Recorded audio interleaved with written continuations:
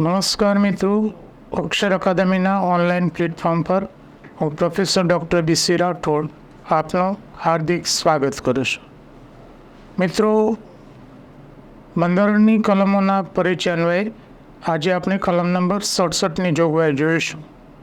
પણ એ જોગવાઈઓ જોઈએ પહેલાં આ જે અમારી સિરીઝ છે એ પોલીસ કોન્સ્ટેબલ અને PSIની પરીક્ષા માટે મોસ્ટ IMP છે. એટલે અત્યાર સુધીની જે બધી કલમો છે એ બધી જ કલમો જોઈ જવા આપને વિનંતી છે.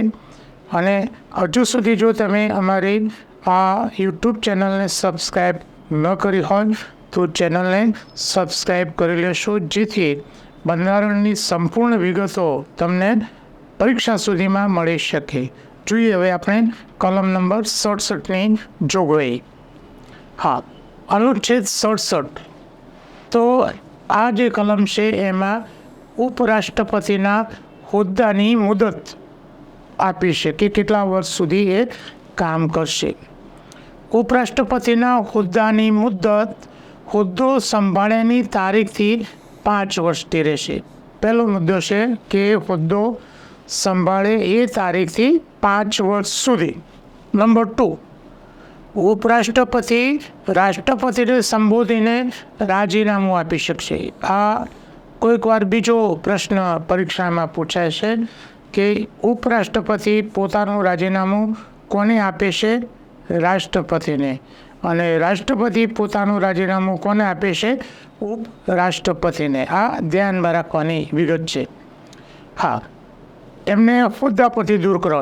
રાજ્યસભાએ બહુમતીથી પસાર કરેલા ઠરાવને લોકસભા મંજૂરી આપે તો ઉપરાષ્ટ્રપતિને હોદ્દા પરથી દૂર કરી શકાય.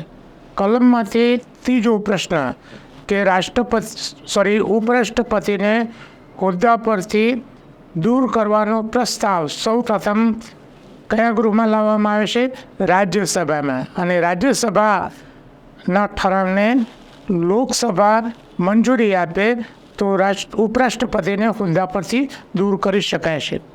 ત્રીજી બાબત, પોતાના હોદ્દાની મુદત પૂરી થયા પછી પણ પોતાના ઉત્તરાધિકારી ન નિમાય ત્યાં સુધી હોદ્દા ઉપર ચાલુ રહેશે.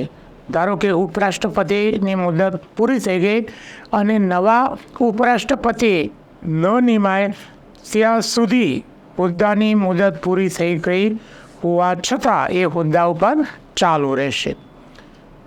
બંધારણ માટેના અમારા 2 ઉપયોગી પુસ્તકો છે.